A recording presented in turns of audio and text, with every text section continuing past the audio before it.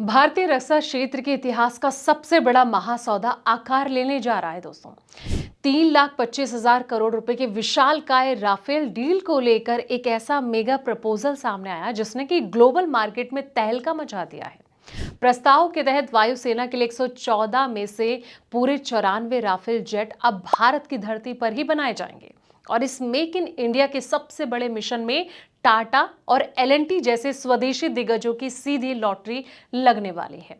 आखिर इस ऐतिहासिक डील से ये देश की रक्षा ताकत और शेयर बाजार के इस एक्शन पर क्या इम्पैक्ट पड़ेगा, आइए जानते हैं। नमस्कार, मैं हूं आपके साथ संध्या बिष्ट और आप देख रहे हैं द इकोनॉमिक टाइम्स हिंदी। दोस्तों, फ्रांस ने भारत के रक्षा मंत्रालय को सीधे एक विस्तृत तकनीकी और कॉमर्शियल बिड सौंपी है और इसका मकसद 3.25 लाख करोड़ रुपए यानी कि 39 अरब डॉलर की कीमत वाले 114 राफेल फाइटर जेट के लिए एक बड़ी डील सुनिश्चित करना है। यह औपचारिक प्रस्ताव भारतीय वायुसेना द्वारा मई में जारी रिक्वेस्ट फॉर प्रपोजल के जवाब में दिया गया और इसमें एक व्यापक समीक्षा प्रक्रिया शुरू हो गई क्योंकि सैन्य नेतृत्व लगातार कम हो रही स्क्वाड्रन की संख्या को रोकने की कोशिश कर रहा है।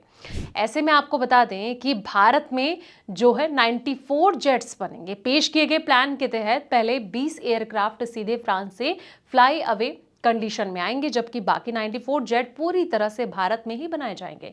फ्रांस की बड़ी डिफेंस कंपनियां इंसॉल्ट एविएशन, सफ्रान थेल्स और एनबीडीए घरेलू पार्टनर्स के साथ बड़े पैमाने पर इंडस्ट्रियल पार्टनरशिप की योजना जो है वो बना रही है और इनका मकसद एयरफ्रेम के मुख्य पार्ट्स, इंजन, रडार सिस्टम और सटीक हथियारों का लोकल प्रोडक्शन करना है। दोस्तों, टेक्निकल डिटेल्स की जो है जांच की जा रही है। जी हां, आपको बता दें कि डिफेंस अधिकारी और आईएएफ एनालिस्ट अभी इस प्रपोजल की टेक्निकल डिटेल्स की जांच कर रहे हैं।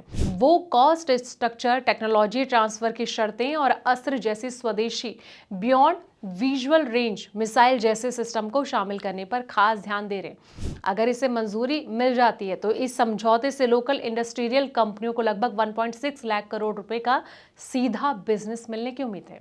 इसमें टाटा, लॉर्ड्स एंड ट्रूबो यानी कि एल&टी की बड़ी एरोस्पेस यूनिट भी शामिल है। ऐसे में एयरपोर्ट के लिए ये डील इतनी अहम क्यों है? दोस्तों, ये जो डील है आईएएफ के लिए एक अहम मोड़ पर बनी हुई है क्योंकि वो पुराने मिग 21 बेड़े को रिटायर कर रहे हैं और साथ ही एलसीए तेजस, MK-1A और MK-2 जैसे घरेलू प्रोग्राम में प्रोडक्शन में देरी का सामना कर रहे हैं और इस 114 जेट्स को भारत के पहले दिए गए 36 एयरफोर्स और 32 नेवी राफेल के ऑर्डर के साथ मिलाने का देश का जो कुल बेड़ा 176 एयरक्राफ्ट का हो जाएगा, जिसमें कि मेंटेनेंस की प्रक्रिया एक जैसी हो जाएगी और साथ ही अहम बॉर्डर इलाके में हवाई वॉर की क्षमता मजबूत होगी। भारत अभी 36 ट्विन इंजन वाले 4.5 जनरेशन की असॉल्ट राफेल फाइटर जेट का बेड़ा ऑपरेट करता है जो कि इंडियन एयरफोर्स के लिए मुख्य मल्टी रोल स्ट्राइक प्लेटफॉर्म के तौर पर काम करते हैं। दोस्तों, अब कहीं ना कहीं जो दबदबा है राफेल का वो कायम है।